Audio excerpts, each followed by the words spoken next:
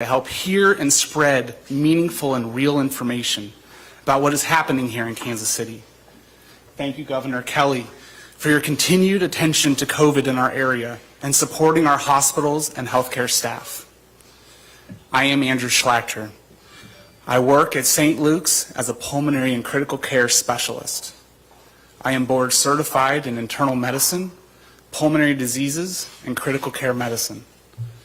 I am privileged to be the medical director of the Marion Block Neurosciences ICU. Taking care of very sick patients is one of the very few things on this earth that I would tell you I'm an expert in. I'm also a husband, a father, a brother, son, uncle, cousin, and nephew. I have been a patient, and so have people that I dearly, dearly love. Today I want to speak to you as both a critical care expert, as your family member, and as the voice of too many patients not here to speak. Listen to me when I promise you, if ever given the choice, you would never want to be so sick to require an intensive care unit. COVID, of course, but before that even. I don't think anyone would want horrible things to happen to themselves or the people that they love. You wouldn't ever want to hear that your daughter drove drunk and crashed. Who has felt the pain of getting that phone call with news of a heart attack, a stroke, or a new diagnosis of cancer? These are the phone calls that I make, and these are the patients that we take great care of and who have excellent outcomes here at St. Luke's. These are true crises that people can't fully control. COVID, on the other hand, used to be unavoidable. In the beginning, what we lacked in intel, we had exponentially more in energy, morale, commitment, and resolve. The St. Luke's Incident Command structure was immediately conceived and is still in operation. It's guiding our massive response that has been ongoing for 18 months. Now it seems we're in a completely reverse situation. As of yesterday, St. Luke's was this close to being at the peak numbers that it saw in December of 2020. I do not know a hospital or a system in our entire region that is not in or near crisis related to staff, available beds, or both. Just this last weekend, our health systems fielded phone calls from as far south as the Texas border, far greater than our usual encatchment areas, with requests for urgent COVID and non-COVID transfers. Imagine every hospital, operating room, emergency room, and ICU bed that is too busy to take care of your true emergency. We are literally talking about the kinds of emergencies where seconds matter, and we are running around all day, every day, from one fire to the next. I'm not here today to incite fear, to discuss politics or argue data. I do, though, want to give you a very real glimpse of what hospitals in our area, including mine, are dealing with. In short, Kansas City's ICUs are in a state of crisis. Different, though, than in 2020, our units are filled with young, healthy, and far too many pregnant patients. There are 20-year-olds who are critically ill. Almost the entirety of our ICUs are unvaccinated patients under the age of 60. These are patients on ventilators. These are patients on ECMO machines. They have tubes coming in and out of every part of their body. They're comatose and they're paralyzed.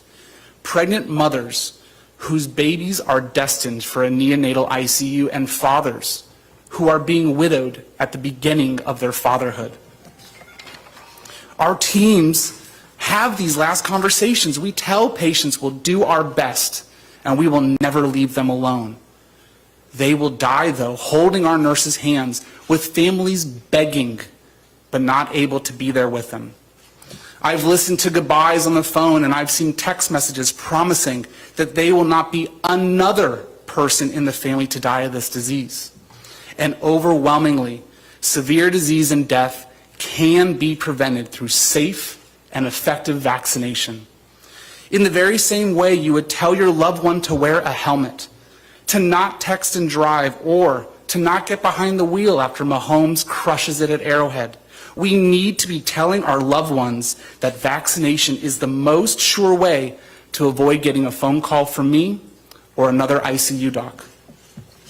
Turning off the news, not looking at social media, going out and about, I can easily understand how you can minimize or even forget the pandemic that we're living through. But it is so important to me to make sure you hear the truth of what is happening in our ICUs and in our hospitals. This is real. COVID is not gone, and in fact, it is nearing being far worse than it ever was before in our area. The Delta variant spreads faster, makes you sicker, affects younger and healthier patients, and kills unvaccinated Americans indiscriminately. The best offense is a good defense, and it is forever worth it to me to spend any moment outside of an ICU so I never have to meet you inside of one. Regardless of a vaccine, I want you all to know that, of course, no matter the circumstances, our doctors and our care teams will take the best care of you. This is how we're trained. We will do everything we know how to do. Our best efforts, though, are not a promise of survival or of recovery. The other day, a 40-year-old patient died with 3 intensivist physicians and a veritable army of staff at the bedside. With a combined 9 board certifications and decades of education, training, and medical practice, we couldn't save this patient. This is the enemy that we are still facing. This could be your sister, your neighbor, or your child. None of our therapies are effective when you get this sick, and so again, the best treatment remains prevention. Despite our training, despite being wired to keep going, how can it not affect you when patients are dying left and right? Our teams are getting battle fatigued. They and I both are exhausted. There is rampant moral distress. Across the country, healthcare workers are fleeing the bedside. There's a growing sense of hopelessness that is emerging in hospitals here in Kansas City and across the country. Hopelessness because this is not ending. Hopelessness because we are not feeling as if we're being heard about how bad things are, and that we're still seeing too many people choosing unwisely to remain unvaccinated. We hang on to and we celebrate our wins because they're powerful and they sustain us. And yes, we win sometimes too, just not all the time and not nearly enough recently. I grew up here. My best friends to this day are people I went to kindergarten with about a mile from this rehab institute. Being a proud Kansan is one of the defining characteristics, and I specifically chose to return to Kansas City with my family to practice here. St. Luke's is not just a hospital system or my employer. This is my home. This is my community. Taking care of you is what I have chosen for my life's path, and it is my purpose, and I don't know how to do anything else better than that. And never in my entire life have we needed help more. Kansas City's medical community needs your help. I need your help. All parents of children not eligible for vaccination, like mine, need your help. What can you do? Go and get your shot. Stay home if you're sick. Be a caring and good person, neighbor, friend, and family member. Steroids and ventilators, they're not going to save us. But vaccines and your healthy, well-intentioned, and well-informed choices might. Thank you again for letting me update you on our world in the adult ICUs. It's not only our adults we need to worry about, but of course our children as well. I'd like to introduce Dr. Dina Hubbard. She is a pediatrician who specializes in neonatology. She takes care of the very sick and premature babies. She is the chair of Public Policy Committee for the Kansas American Academy of Pediatrics, and has been practicing here in our community for over a decade. Dr. Hubbard.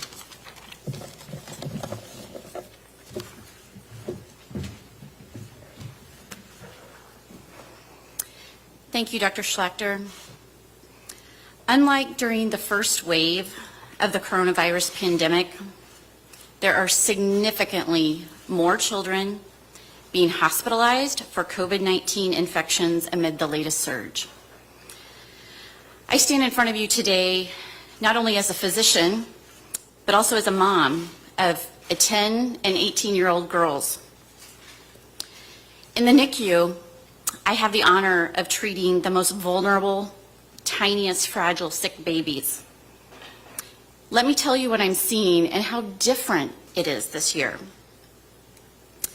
Last year, we had some COVID-positive moms that delivered. We were caring for their babies. Some of them had to deliver prematurely.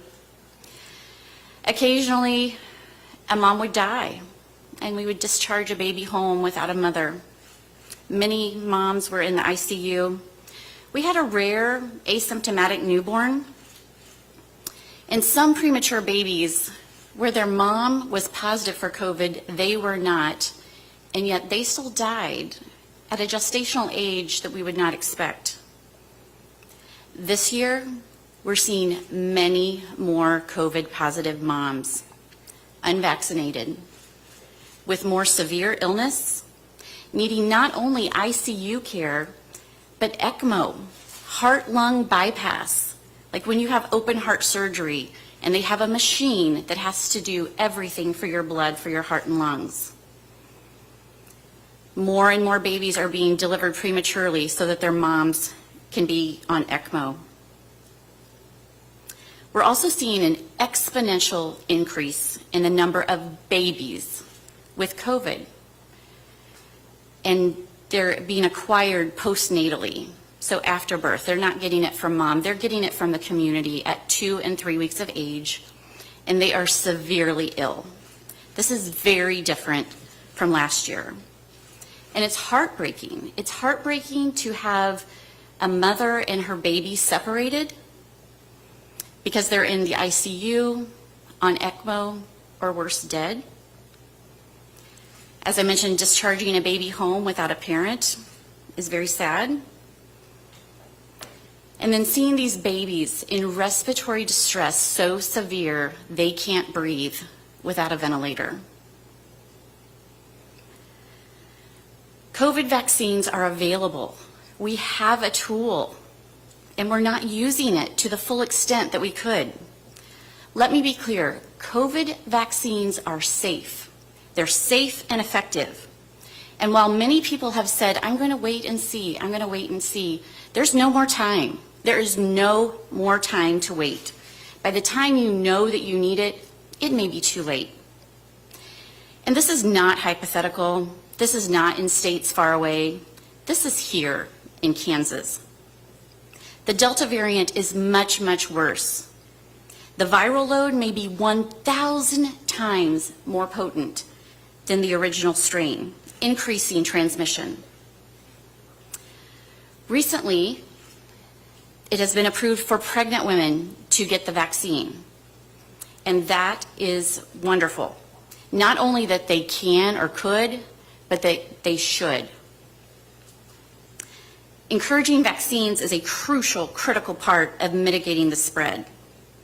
And adults who are eligible to receive the vaccine but have made the choice or the decision to remain unvaccinated leave children and the immunocompromised people even more vulnerable to contracting the virus and allowing more severe strains.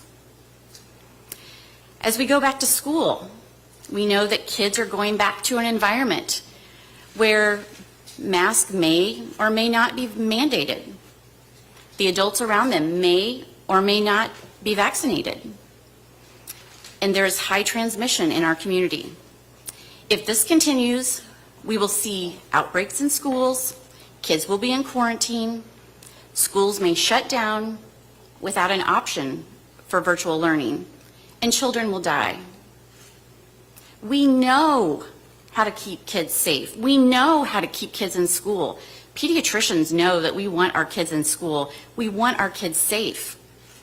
So we need to vaccinate everyone that can be vaccinated, vaccinate family members of children who are too young to be vaccinated, such as my 10-year-old, and wear masks. Briefly, I'd like to comment on misinformation. Misinformation has been and continues to be deadly. Deadly. I'm not being dramatic. If you have questions, we know this is a novel virus and information has changed and recommendations have changed based on that. If you have questions, don't go to Facebook. Don't go to YouTube.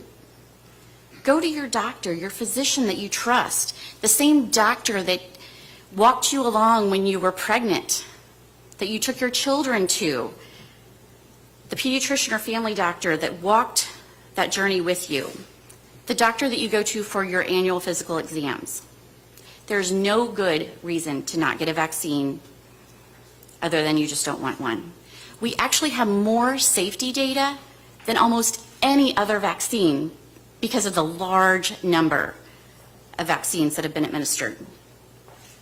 Mitigation strategies include masking, testing, social distancing, good hand hygiene, and staying home when you're sick. So I'm here today to ask Kansans, all Kansans and our neighbors in Missouri, to do two things. And I'm asking you to do them not only for yourself, but for your friends, your family, and your neighbors. Get vaccinated. It's okay to have questions. It's okay to have fear. Talk to your doctor. They are trained for this. If you have a child that is eligible to be vaccinated, get them vaccinated. My 18-year-old daughter is vaccinated. My 10-year-old wishes she was 12 so she could get the vaccine. Secondly, wear a mask, especially when you're out in public and you can't socially distance. It's a small price to pay to save a baby's life.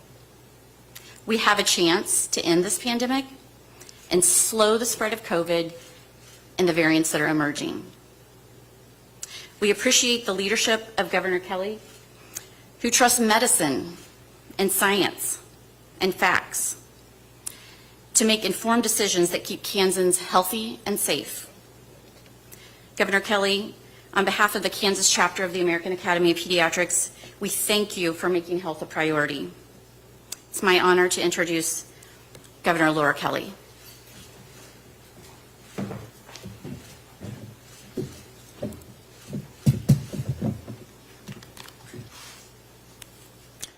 Thank you, Dr. Hubbard, Dr. Schlachter, for your words and for your work. And thank you all for joining us for this COVID update. You know, it's clear, listening to Dr. Hubbard and Dr. Schlachter, that the situation in Kansas is cause for real concern. Over the past several weeks, COVID-19 cases and related hospitalizations of Kansans of all ages have risen exponentially. It shouldn't be like this, but COVID-19 infections are more rampant today than they were before the vaccine was available. Not surprisingly, nearly all the people admitted to our ICUs with COVID-related issues are unvaccinated. Our healthcare system is being stretched to the max. Our counties are running low on resources to fight the virus. Just yesterday, Shawnee County issued its own state of emergency declaration. Officials there don't have the resources they need to control the spread. I expect that other counties are feeling the exact same pressure, as are hospitals. At 6 of the largest hospitals in Kansas, ICUs are at 100% capacity. 2/3 of the beds in those ICUs are filled with COVID-19 patients. Other hospitals across Kansas are perilously close to maximum capacity. I learned Wednesday night that more COVID patients had been admitted to our hospitals on that day than on any other single day since the pandemic invaded Kansas.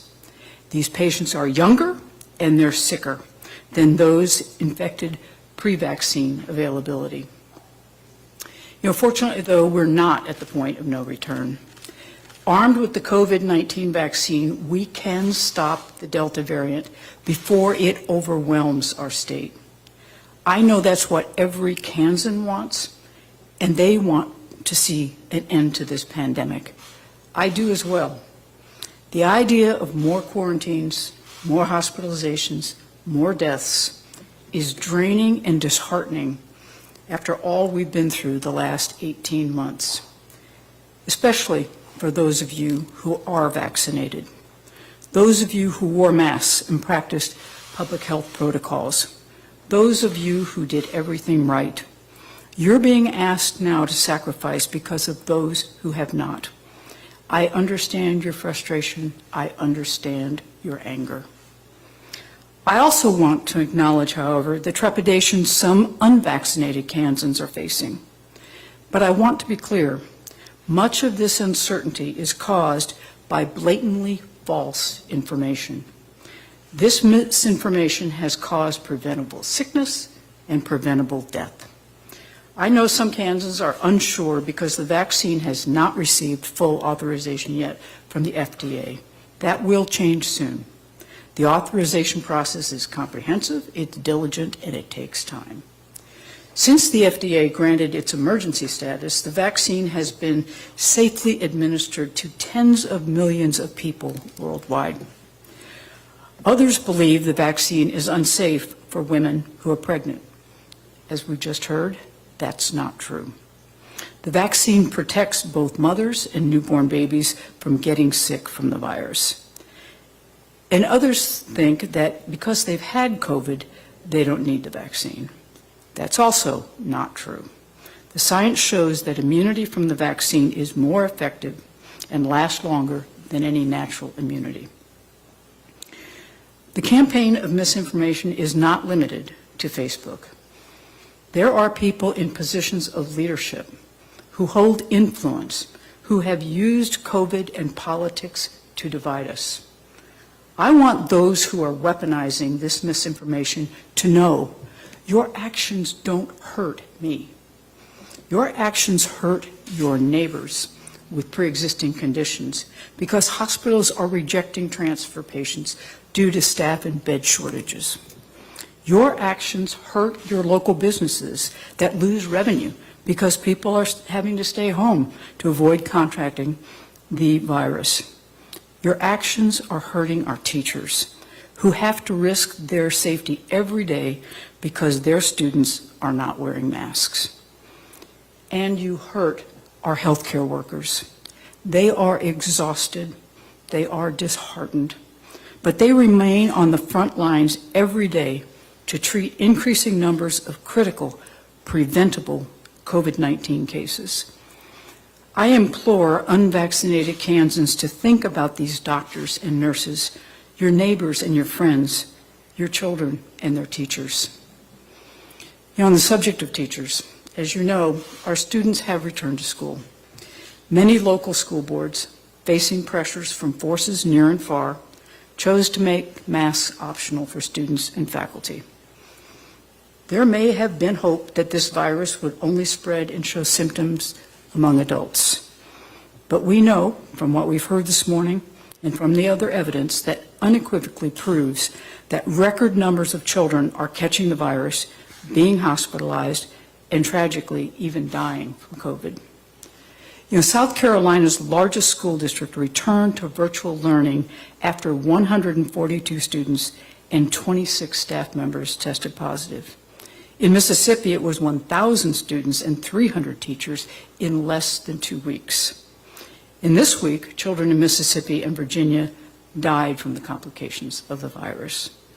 Child infections are preventable in schools if we work together and if we listen to the doctors. I urge every school board across Kansas that hasn't already to implement mask requirements in their schools. Until the vaccine is approved for children under 12, masks can prevent students from quarantine, from getting very sick, and dying from COVID-19. We got our kids back into the classroom by following public health guidance, by wearing masks, and by getting vaccinated. We'll keep them there and keep them safe by continuing to do exactly those things. There's a lot of background noise out there right now, which is why we have to put aside the frustration, the anger, and the division, and instead listen to our doctors. We can't lose sight of our shared goal to get our lives back to normal. That means if you're not vaccinated, please get vaccinated. Do it today. Do it for your health, for the health of your children, and for the health of your communities. For those of you who are vaccinated, I thank you. Please speak with your friends, your neighbors, and loved ones who are not vaccinated. Encourage them, take them to get vaccinated, to protect themselves, to protect our state, to protect you. You know, this moment is urgent, Kansas. We don't have to relive the days of uncertainty we faced a year ago. The tools we need to protect our hospitals, to protect our children, and to return to normal are readily available to us. We have a vaccine, our economy is strong, and with a commitment from every Kansan, we can get this done. And with that, I'll take questions. Governor, the latest data from the Campus Hospital Association shows that statewide about a quarter of ICU beds are still available. Obviously, in the Kansas City metro and northern Kansas, that percentage is even potentially much lower. What can you either do or have done to kind of exploit to the full maximum our ICU capacity across the state? We're doing everything that we can. You know, our team actually just met this morning talking about what we might be able to do to alleviate some of the shortage that we have, and you know, clearly the ICUs. There are ways, you know, to modify within hospitals other areas to create more beds. Part of the problem we have, though, and this is, you know, what we're trying to figure out, is it's not so much that there aren't enough beds, it's that there aren't enough staff to staff those beds. So we, like every other state, trying to figure out how we can do this.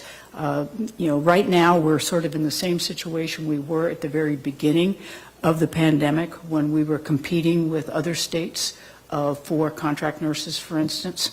You know, we've got states like Texas and Florida, you know, paying a fortune, twice what we pay contract nurses. So we're going to end up in a bidding war with other states, and so we're looking to see what we can do, how we can do it.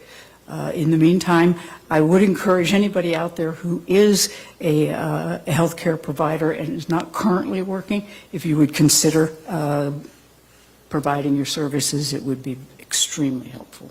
Has there been any talk in terms of taking advantage of the federal surge support that like Mississippi, southern states have been using in recent weeks?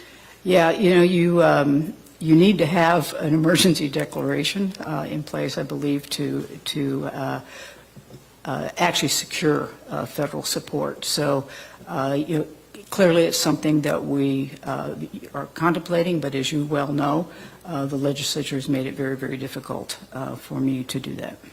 Governor, it feels as if every county around has a definite equator, if you will, between parents who favor masks at schools, who favor immunization for high schools, and those who don't.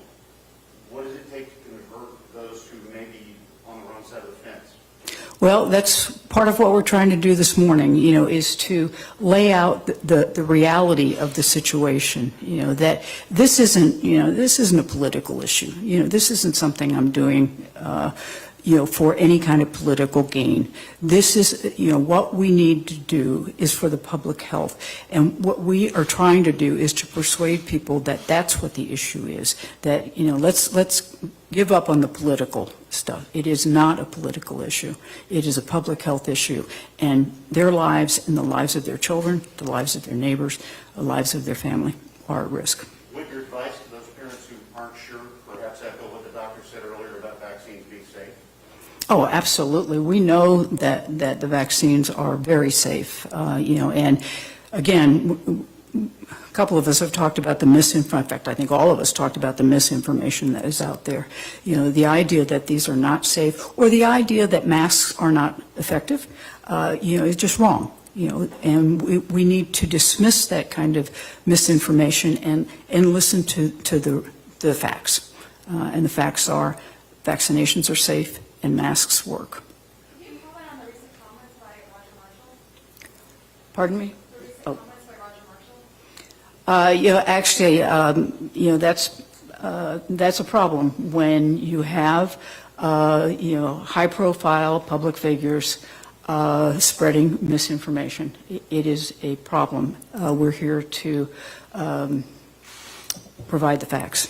We've heard claims from people saying they're waiting in hours and hours to get seen in an ER, they're having to go from hospital to hospital. Can you talk to maybe how this COVID surge is impacting people who aren't even trying to be seen for COVID or maybe for other reasons? Well, when I said about, that this whole anti-vax, refusing to mask thing is not hurting me. It is hurting exactly those people. Your neighbor who has a heart attack, but then there's no bed for them in the ER, and they call around to try to transfer them someplace. And oftentimes they're not. We've had patients who have had to be moved from Kansas to Wisconsin to find a bed. It's a problem. That's why we're here. We really want people to understand that this is no fool around. This is an emergency. I think Dr. Schlachter said, it's a crisis. Our hospitals are in crisis. Those crises then impact your neighbors, your friends, your family. Governor, how much does the Republicans in the legislature bear responsibility for the misinformation campaign that you alluded to during the March? I don't want to point fingers directly at anybody. I think just generically you understand that there are some who are providing misleading information, and have really made a campaign of it. I think it's wrong, and I would implore them to step up and get on the team, the team to prevent, this from getting any worse in the state of Kansas. So. One more question. Back to this question earlier on emergency declarations, do you think that it would be beneficial for the state of Kansas to declare an emergency yet again? What's standing in the way to do so? Well, we're not ready to declare a state of emergency. There are a lot of ducks that have to be put in row before you do those kinds of things, and before it would make any difference. As you, again, are well aware, there are a number of obstacles that were put up by the legislature to allow me to not so much just to declare a state of emergency, but to sustain it. It used to be, when pre-COVID and all those kinds of things, when we would declare a state of emergency, it was routine for the legislature to just extend it, far beyond where it probably would be needed. That's not the way that they've responded to this emergency. So, we will continue to work with them to try to find a solution should we get to the point where we think we need to declare a state of emergency. Thank you.